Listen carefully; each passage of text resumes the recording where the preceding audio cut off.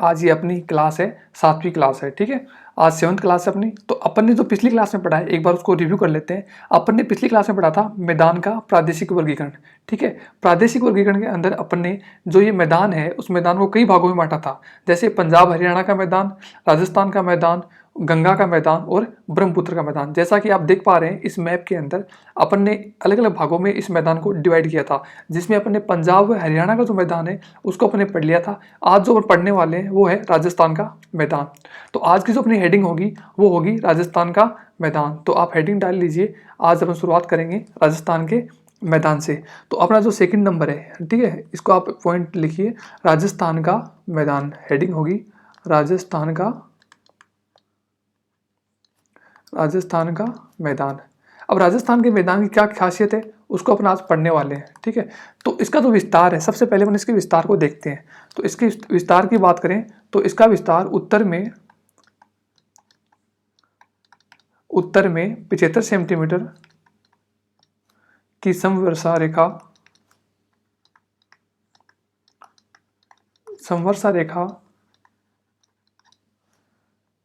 और पूर्व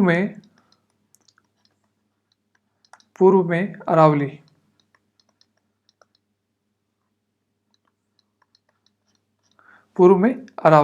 और दक्षिण की बात करें तो दक्षिण में जो हिस्सा आता है उससे अपन बात करते हैं। तो दक्षिण के अंदर, दक्षिण में कच्छ के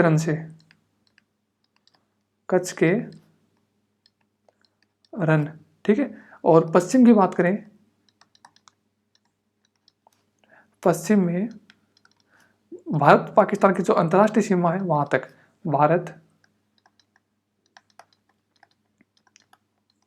भारत पाकिस्तान की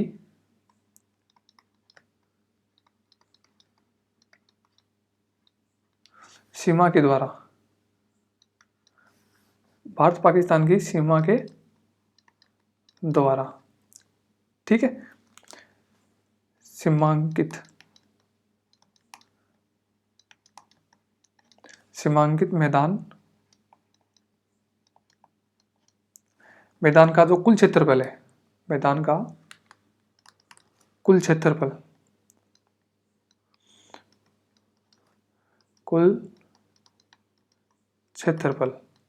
कितना है? कुल क्षेत्रफल 1.75 लाख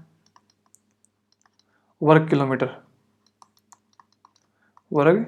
किलोमीटर है।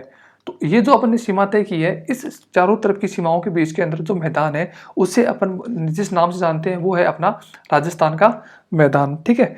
अब राजस्थान के मैदान की अपन बात कर रहे हैं तो इसमें एक बार ये देख लेते हैं कि राजस्थान का मैप है वो एक्चुअल में क्या है और उसका क्षेत्रफल किस प्रकार से अपन ने डिसाइड किया है। तो राजस्थान का मैप बनाते हैं। एक बार सबको पता है कि राजस्थान का मैप आप भी बनाइए। कुछ इस प्रकार से राजस्थान का मैप है, ठीक है। तो अब मोटा मोटा अपन बात करें राजस्थान के मैप के अंदर, तो अपन अगर अलग अलग क्षेत्र के अंदर डिवाइड करें तो अपन अगर ये वाला क्षेत्र देखें, एक तो ये वाला क्षेत्र देखते हैं अपन, इसके अंदर जो जैसलमेर और जोधपुर वाला क्षेत्र है। एक अपन ये वाला क्षेत्र देखेंगे, ठीक है, गंगानगर, हनुमानगढ़ और ये वाला क्षेत्र देखेंगे। और एक क्षेत्र अपन देखने वाले हैं इसके अंदर, ये वाला क्षेत्र, ठीक है।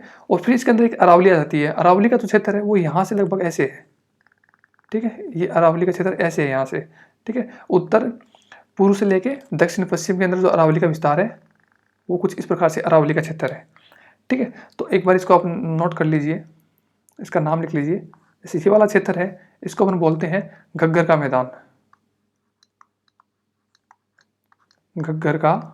मैदान,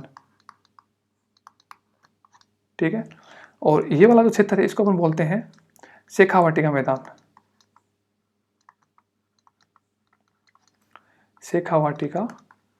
मैदान, ठीक है। और इसके बाद में अपन बात करें, ये अपना अरावली क्षेत्र हो गया, ठीक है। ये कौन सा हो गया अपना? अरावली पर्वतमाला, ठीक है। और इसके बाद में अपन बात करें तो ये जो वाला क्षेत्र है इसको अपन बोलते हैं मरुस्थली मैदान है, ठीक है। ये कहाँ पे है? बाड़मेर, जैसलमेर, बीकानेर, जोधपुर, ठीक है, इस वाले क्षेत्र के अंदर है। तो इसको बोलते हैं मरुस्थली मैदान, मरुस्थली मैदान है ये, ठीक है। और अरावली हो गई अपनी ये। और इसके बाद में अपन बात करें तो ये वाला क्षेत्र है, बीच के अंदर जो क्षेत्र है, इस क्षेत्र को हम बोलते हैं लूनी का मैदान। लूनी का मैदान। इस प्रकार से अपन देखते हैं, अपन ने इसको अलग अलग भागों में डिवाइड कर दिया है, ठीक है। तो अब अपन कुछ और पॉइंट है वो जो लिख लेते हैं इसके बारे में, और क्या क्या पॉइंट इसके बारे में है। इसके बारे में लिखिए कि यह सिंधु घग्गर की सहायक नदियों के द्वारा निर्मित मैदान है ये, ठीक है। तो इसके अंदर लिखिए, यह है, अपन राजस्थान के मैदान की बात कर रहे हैं, ठीक है। यह है सिंधु, यह है सिंधु घग्गर की सहायक नदियों द्वारा, सहायक नदियों द्वारा निर्मित मैदान, निर्मित मैदान है, ठीक है। और इस मैदान की ढाल की बात करें तो लिखते हैं, इस मैदान की ढाल, इस मैदान की जो ढाल है, ठीक है, इस मैदान की जो ढाल है,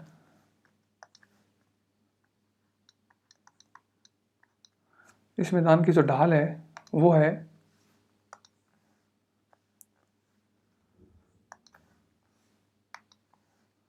इस मैदान की ढाल अपन देखें तो उत्तर पूर्व से लेके दक्षिण पश्चिम की ओर है, ठीक है। उत्तर पूर्व से लेके दक्षिण पश्चिम की ओर, उत्तर पूर्व से दक्षिण पश्चिम, दक्षिण पश्चिम है, ठीक है। तथा स्थानीय भौगोलिक विस्तार, स्थानीय भौगोलिक विस्तार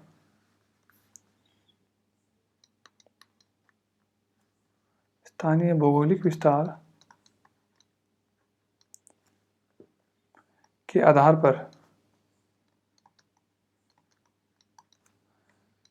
पर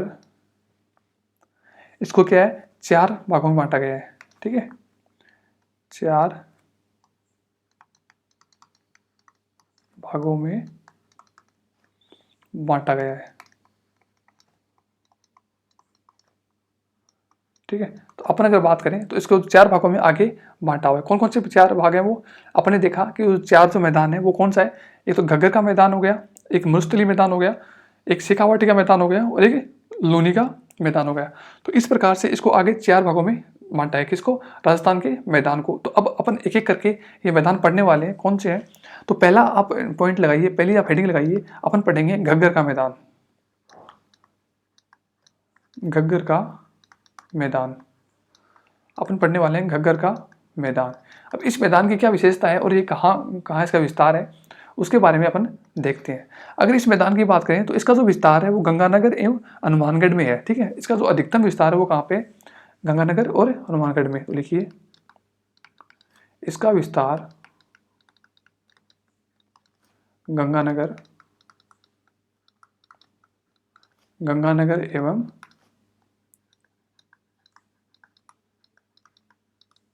हनुमानगढ़, गंगानगर एवं हनुमानगढ़ में है।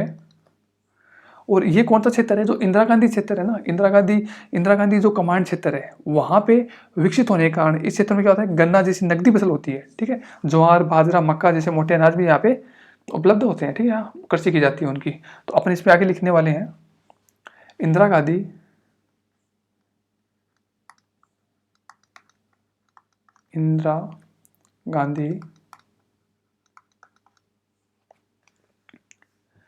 गांधी कमांड क्षेत्र,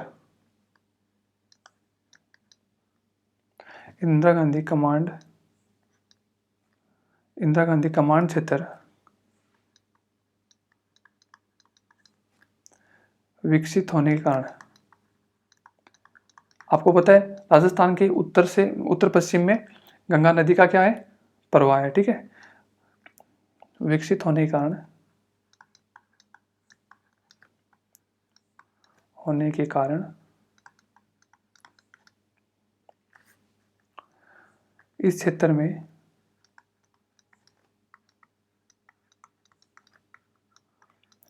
में गन्ना जैसे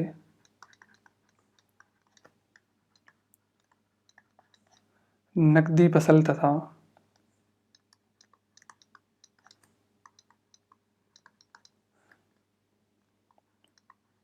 ज्वार, बाजरा, मक्का जैसे मोटे अनाज का उत्पादन होता है।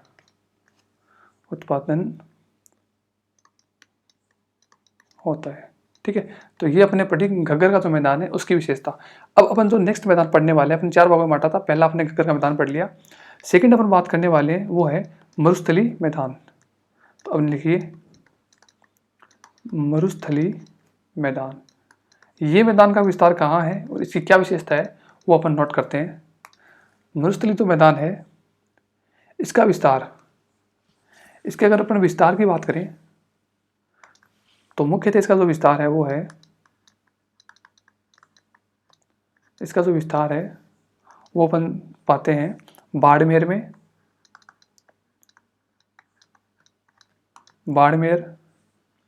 जैसलमेर,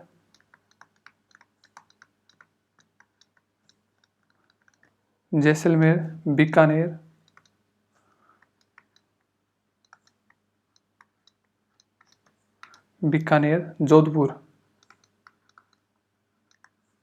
ठीक है, तो इन 4 डिस्ट्रिक्ट के अंदर इसका विस्तार मिलता है और आंशिक रूप से जो पाली जिला है वहां पर भी इसका विस्तार मिलता है। ठीक है, तथा पाली, इन क्षेत्रों में क्या है इसका विस्तार है। ठीक है, अब अपनी और भी अगर बात करते हैं तो यहाँ पर और जो कुछ खासियत है वो ये है कि जो बाड़मेर जिला है वहां पर क्या है पेट्रोलियम एवं प्राकृतिक गैस की प्राप्ति होती है। ठीक है, तो आप पॉइंट बना के लिखिए इसको। बाड़मेर जिले में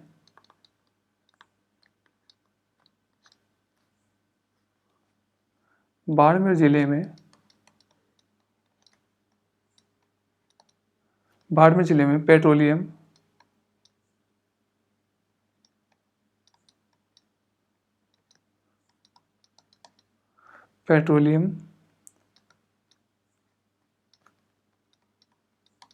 एवं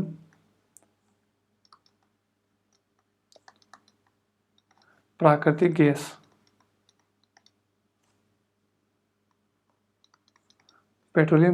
गैस की प्राप्ति होती है।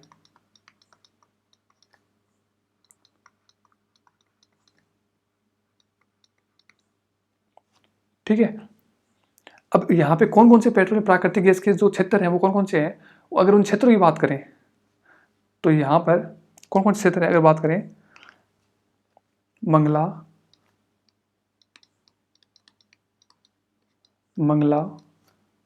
भाग्यम एवं ऐश्वर्या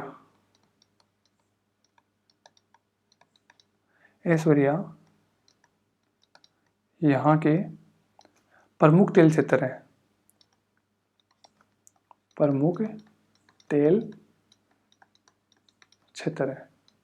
ठीक है, तो यहाँ पर जो प्रमुख तेल क्षेत्र हैं वो ये हैं, कौन कौन से हैं, मंगला है, भाग्यम है और ऐश्वर्या है। ठीक है, इसके अलावा और भी हैं लेकिन मुख्यतः ये क्षेत्र हैं। ठीक है, अब इसके अतिरिक्त अपन बात करें बाड़मेर और जो बीकानेर में, वहां पर क्या है जो टर्शियरी यूगिन लिग्नाइट कोयला है ना वो भी वहां पे प्राप्त होता है। तो कौन सा कोयला प्राप्त होता है वो लिख लेते हैं अपन। बाड़मेर और बीकानेर में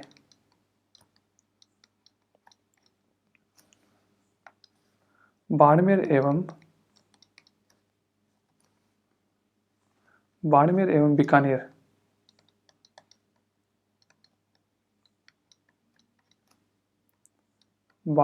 बीकानेर में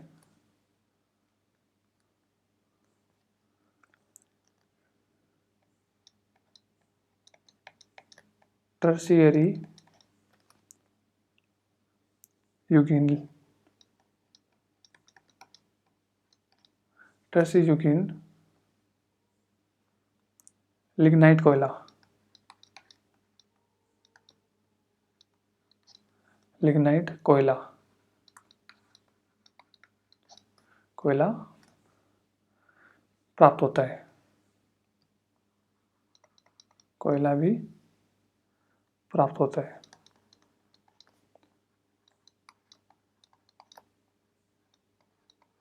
ठीक है, ये हो गया यहाँ पे प्राप्त है कोयला। ठीक है, अब अगर बात करें तो यहाँ की जो औसत वार्षिक वर्षा है वो 50 सेंटीमीटर से भी कम होती है। ठीक है,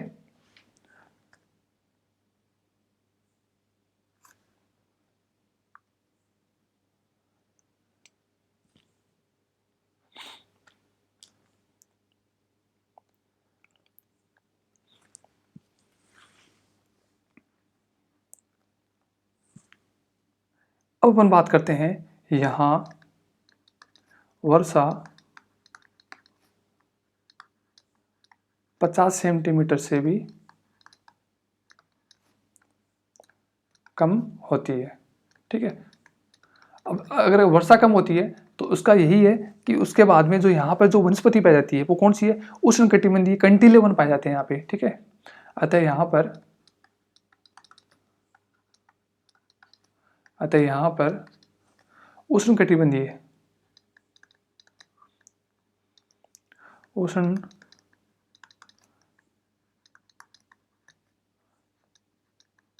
उष्णकटिबंधीय कंटीले वन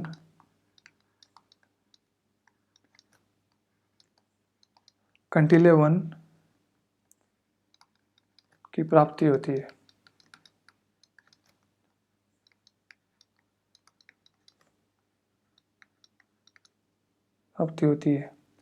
ठीक है, और यहाँ पे एक चीज और आप नोट कर सकते हो कि जो पवन है, पवन के जो अपर्दन और निक्षेपण से यहाँ पे क्या होती है, जो स्थलाकृति है वो मिलती है। ठीक है, टीले मिलते हैं एक प्रकार से।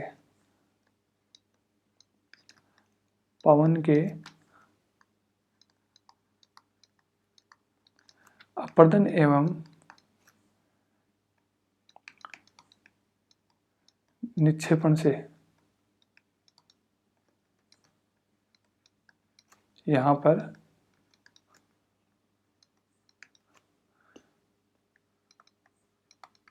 स्थलाकृति टीलीनुमा पाई जाती है,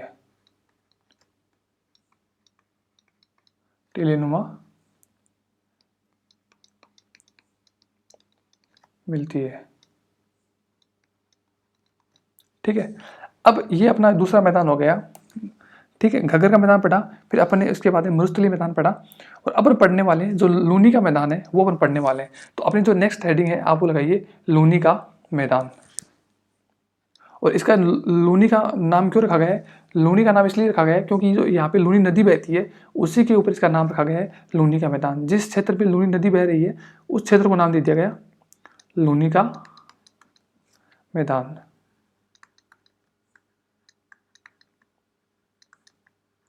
लूनी का मैदान।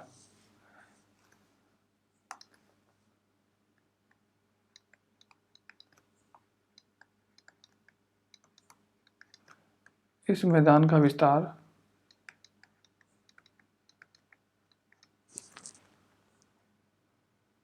इस मैदान का जो विस्तार है वो कहाँ पर है, अजमेर, नागौर, पाली, पाली के बाद में जालौर। ठीक है, नागौर, अजमेर, पाली, जालौर एवं सिरोही जिले में है। ठीक है,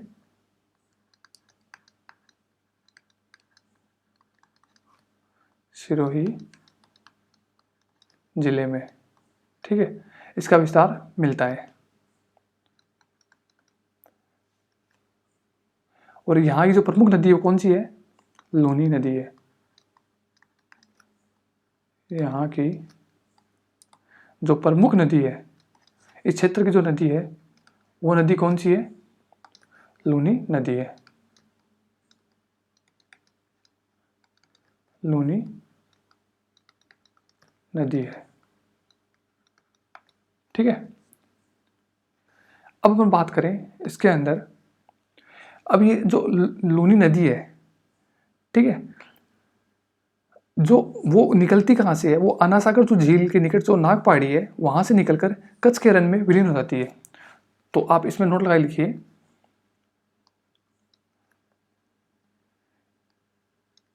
इस नदी का उद्गम, इस नदी का उद्गम, इस नदी का उद्गम कहाँ से होता है, नागपाड़ी,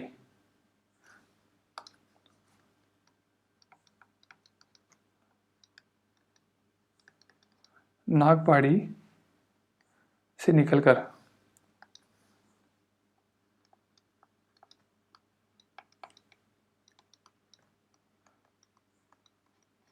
नागपाड़ी से निकलकर कच्छ के रण में, कच्छ के रण में विलीन हो जाती है,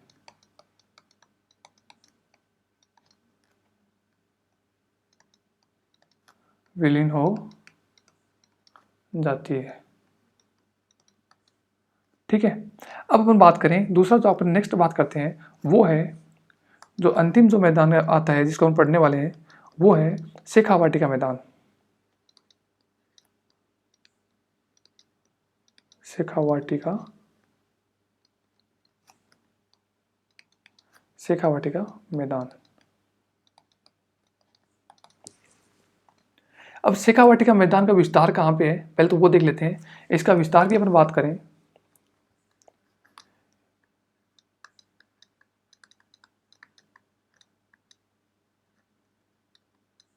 इसका जो विस्तार है वो है सीकर, चूरू, झुंझुनू व नागौर में, सीकर, चूरू, नागौर और झुंझुनू में। ठीक है, सीकर, चूरू, नागौर और झुंझुनू में इसका क्या है, विस्तार है। अब विस्तार के बाद में बात करें तो यहाँ की जो प्रमुख नदी है वो प्रमुख नदी कौन कौन सी है वो नोट कर लेते हैं। प्रमुख, प्रमुख जो यहाँ की जो नदी है वो है,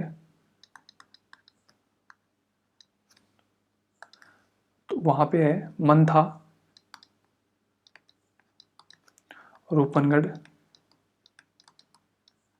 और कांतली नदी। ठीक है, ये लुप्त प्राय है कांतली नदी अभी, और बाकी ये जो है मंथा और रूपनगढ़ है ये दो अभी बहती हुई नदियां हैं जो कहाँ पे जाके वहां पे गिरती है, सांबर झील के अंदर। ठीक है, तो ये वाली जो नदियां हैं वो इस क्षेत्र में आती हैं, अरावली, ये शेखावाटी के मैदानी क्षेत्र के अंदर। ठीक है, अब जो सांबर झील में जाके इनका जाकर विसर्जन होता है और इस क्षेत्र के अंदर जो प्रमुख खनिज पाए जाते हैं वो कौन कौन से हैं वो लिखते हैं प्रमुख खनिज, प्रमुख खनिज। यहाँ पे पाए जाने जो प्रमुख खनिज हैं उनकी बात करें तो उसमें कौन कौन से हैं, सीसा है, जस्ता है और तांबा। ठीक है, एवं चांदी। जैसे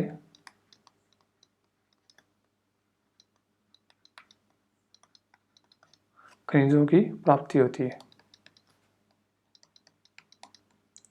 प्राप्ति होती है। ठीक है, तो ये अपने पढ़ा राजस्थान का मैदान। राजस्थान के मैदान को अपन ने किस किस भागों में बांट दिया, घग्गर का मैदान में, शेखावाटी का मैदान और इसके अंदर अपने मरुस्थली मैदान देखा और लूनी का मैदान। उसके अलावा अपन देखा ये इसमें एक अरावली पर्वत श्रृंखला। तो अपन ने ये जो चार मैदानों में इसको डिवाइड किया है, चारों मैदानों में पढ़ लिया है। अब अपन जो नेक्स्ट पढ़ने वाले हैं वो है गंगा का मैदान। ठीक है, जो अपन ने जो मैदानी प्रदेश है इसको अलग अलग भागों में बांटा था। ठीक है, जिसमें एक था गंगा का मैदान, फिर गंगा के मैदान को अपने अलग अलग भागों में बांटा था, ऊपरी गंगा, मध्य गंगा और निम्न गंगा। तो अपन जो पढ़ने वाले हैं वो है गंगा का मैदान। तो अब इसका आप हेडिंग लगाइए, गंगा का मैदान। तो गंगा का मैदान पढ़ने से पहले एक बार अपन ये देखते हैं, जो गंगा नदी है उसकी सहायक नदी कौन सी है और कौन कौन सी नदियां इसकी सहायक नदियां हैं, है ना। तो बाईं ओर से और दाईं ओर से कौन सी नदियां हैं और इसका विस्तार किस प्रकार से हुआ है, तो वो अपन देख लेते हैं एक बार, ठीक है। तो सबसे पहले अपन बात करते हैं, ये एक नदी है जिस नदी को अपन बोलते हैं यमुना नदी, ठीक है। ये है यमुना नदी। इसके बाद में जो सेकंड नंबर पे आती है वो आती है गंगा नदी, ठीक है। ये इसके अंदर मिल जाती है आगे जाके, ठीक है। तो ये वाली जो नदी है इसको बोलते हैं अपन गंगा नदी। और इसके जो बीच का जो मैदान है, दोनों के बीच में जो मैदान है इसको अपन बोलते हैं गंगा यमुना दोआब। इसको बोलते हैं अपन गंगा यमुना दोआब, ठीक है। अब अपन बात करते हैं नेक्स्ट, जो अपन बात करते हैं वो नदी है, वो है इसके अंदर गोमती नदी। ये नदी आगे बहती है ऐसे, इसके अंदर आके मिलती दूसरी जो नदी है उसको अपन बोलते हैं गोमती नदी। इसको बोलते हैं गोमती नदी, ठीक है। अब इन गंगा और गोमती नदी के बीच का जो मैदान है उस मैदान को अपन ने नाम दिया है गंगा गोमती दोआब। गंगा गोमती दोआब, ठीक है। इसके बाद में आगे चलते हैं, तो इसमें जो एक नदी आगे मिलती है उसका नाम है घाघरा और राप्ती। तो ये दो नदियां हैं, ठीक है। एक ये से घाघरा आती है और फिर इधर से ये आती है राप्ती, और इन दोनों का जो संगम होके फिर ये एक नदी आके इससे मिलती है, ठीक है। ये इसमें ऐसे आके यहाँ पे मिल जाती है, ठीक है। तो इसका नाम अपने दिया है, ये है घाघरा और ये है राप्ती, ठीक है। अब इनके जो बीच का जो मैदान है, गोमती और घाघरा राप्ती के बीच का जो मैदान है, इसको बोलते हैं गोमती और घाघरा दोआब। इसको अपने नाम दिया है गोमती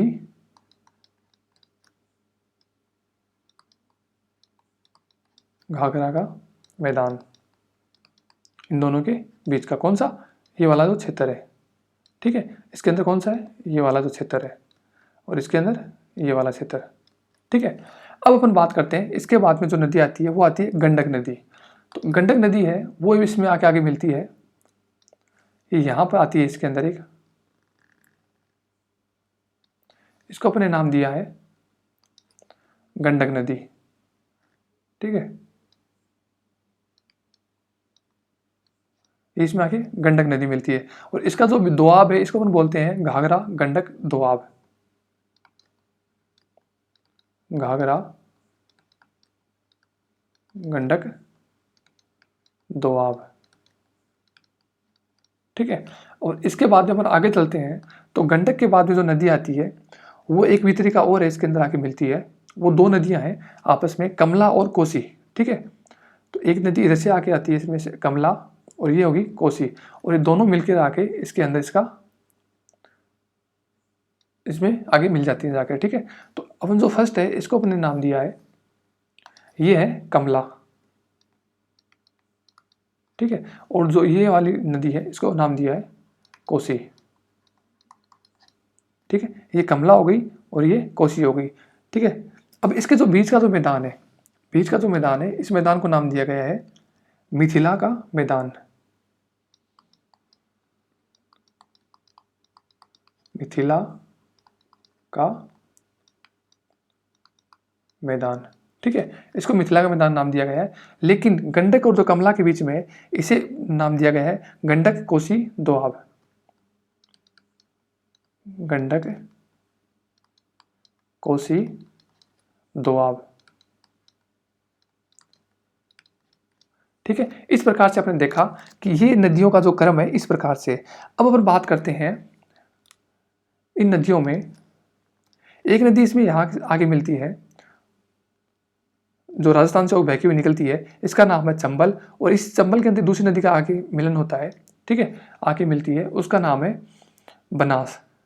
तो इनका आप नाम नोट कर लीजिए, ये है बनास, राजस्थान में बहती है। और राजस्थान में बहती हुई आगे जाके चंबल नदी जो भी राजस्थान में बहती है और आगे जाके ये चंबल में मिल जाती है। ये वाली जो नदी है इसको बोलते हैं चंबल, ठीक है। अब चंबल के बाद में बात करें तो एक नदी और है जो यहाँ पर आके इसमें मिलती है, और इस नदी को नाम दिया गया है बेतवा नदी, ठीक है। क्या नाम दिया गया है इसको? बेतवा नदी, ठीक है। अब बेतवा नदी के बाद में बात करें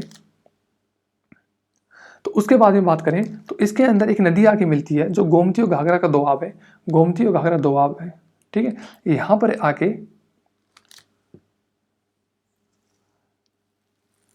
पर आके कर्मनासा नदी मिलती है इसके अंदर। कौन सी नदी है? कर्मनासा। यहां पर एक नदी आती है, वो इसके अंदर आके मिलती है, इसका नाम है कर्मनासा, कर्मनासा। ये इसके अंदर कर्मनासा, ठीक है। फिर इसके बाद में एक नदी का और इसके अंदर आके मिलन होता है, उस नदी का नाम है सोन नदी। यहां पर आके एक नदी और मिलती है, इसको नाम दिया गया है सोन नदी। लेकिन इन दोनों के बीच का जो दोआब है उसे बोला गया है सोम कर्मनासा दोआब, सोम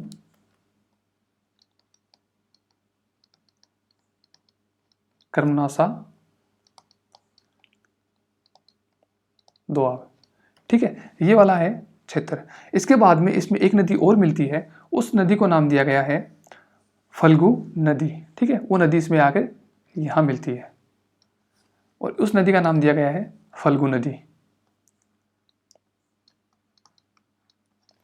फल्गु नदी। और जो इन दोनों के बीच का जो दोआब है उस क्षेत्र को नाम दिया गया है सोन फल्गु का दोआब, सोन फल्गु का